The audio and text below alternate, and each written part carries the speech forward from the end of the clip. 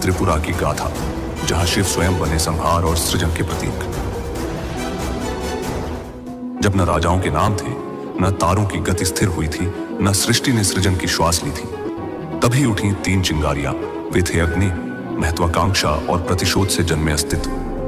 वे थे महाबली तारकासुर के पुत्र तारकाक्ष, विद्युन्माली और कमलाक्ष। वे अपने पिता की गिरी हुई विरासत के उत्तराधिकारी बने और देवताओं को स्वयं चुनौती देने के लिए नियत हुए। जब उनके पिता तारकासुर का वध कार्तिकेय के हाथों हुआ, तो प्रतिशोध की अग्नि में जलते हुए उन तीनों ने भीतर की ओर रुख किया, तपस्या की ओर, मौन की ओर और अकल्पनीय संयम की ओर। युगों तक वे ध्यानमग्न रहे, दहकती अग्नियों के बीच, बर्फीले तूफानों में और समय की न समाप्त होने वाली दृष्टि के नीचे। तत्व स्वयं उनकी दृढ़ता के आगे नतमस्तक हो गए। अंततः सृष्टिकर्ता ब्रह्मा अपने प्रकाशमय कमल पर प्रकट हुए। उनकी भक्ति से प्रसन्न होकर ब्रह्मा बोले, मांगो हे तारकासुर के पुत्रों, क्या वर देना तुम्हें उचित होगा? तारकाक्ष ने कहा, हमें ऐसे दुर्ग दो जिन्हें कोई नष्ट न कर सके, ऐसे नगर जो आकाश में विचरे, जहां से हम देवों और मनुष्यों पर राज्य करें। ब्रह्मा मुस्कुराए, उनकी वाणी ब्रह्मांड में गूंजी। ब्रह्मा जी बोले, ऐसा ही होगा, परंतु कुछ भी अविनाशी नहीं होता। सुनो, जब तुम्हारे तीनों नगर एक सीध में आ जाएंगे, जो कि सहस्र वर्षों में केवल एक बार होगा, तभी तुम नाश के योग्य बनोगे और तुम्हारे नगर भस्म हो सकेंगे।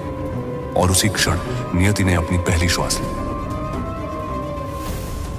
तारकासुर के पुत्रों ने मय दानव की शरण ली। वास्तुकार मय के कौशल से 3 अद्भुत नगर निर्मित हुए, जो कहलाए त्रिपुरा, समस्त लोगों का आश्चर्य। एक स्वर्ण का, जो स्वर्ग में तैरता था, एक रजत का, जो आकाश में गति करता था, और एक लौह का, जो पाताल में स्थित था।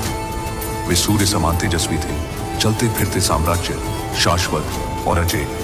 उन नगरों की शक्ति के संरक्षण में वे तीनों घमंड से भर उठे। उनकी छाया समस्त सृष्टि पर पड़ने लगी। नगर अहंकार के दुर्ग बन गए। उन्होंने देवताओं का उपहास किया, पवित्र यज्ञों को अपवित्र किया और भक्ति की ज्योति को आधिपत्य की अग्नि में बदल दिया। त्रिपुरा के नगर सूर्य से भी अधिक चमकने लगे, पर उनकी दीप्ति ने सबसे लंबी छाया डाली। भयभीत और असहाय देवता कैलाश पर्वत की ओर भागे।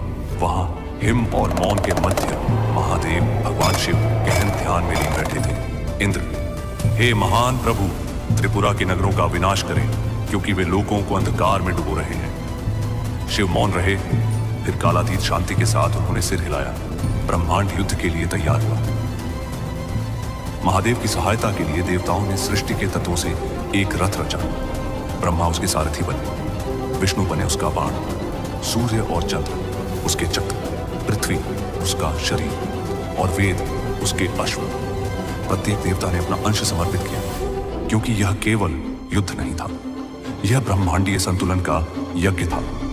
क्षण आ पहुंचा, तारे एक सीध में आ गए। तीनों नगर एक हो गए। स्वर्ग, पृथ्वी और पाताल के बीच एक सेतु बना गया। असुरों की सेनाएं आकाश में भर गई। उनकी हंसी से लोग कांप उठे। फिर भी उस अराजकता के बीच भगवान शिव स्थिर खड़े रहे। महादेव ने अपना दिव्य धनुष पिनाक उठाया और अग्निबाण चढ़ाया। धर्म की पुनर्स्थापना हो, उन्होंने कहा और प्रत्यंचा खींची। एक ही बाण के प्रक्षेपण से आकाश जल उठा। दिव्य अग्नि की रेखा बनकर वह त्रिपुरा के हृदय को भेद गया। स्वर्ण, रजत और लौह के नगर भस्म में बदल गए। तीनों भाई गिरे। उनकी आत्माएं अहंकार से मुक्त होकर शिव की करुणा में विलीन हो गई। विनाश के पश्चात मय अपने सृजन के अवशेषों के बीच खड़ा था। वह कांप उठा और शिव के चरणों में झुक गया। शिव, जो कला द्वेष से मुक्त हो, वह कभी नष्ट नहीं होती। जीवित रहो मय और सृष्टि को आगे बढ़ाओ। इस प्रकार विनाश में भी महादेव की करुणा बनी रही। फिर ब्रह्मा और विष्णु ने प्रणाम किया।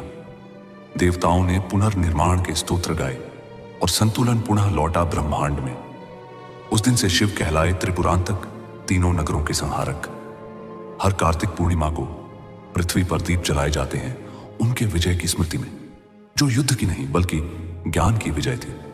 त्रिपुरा का धन नगरों का अंत नहीं था, वह था चेतना का जागरण। धर्महीन शक्ति विनाश है, पर शिव के हाथों का विनाश नई सृष्टि का जन्म है।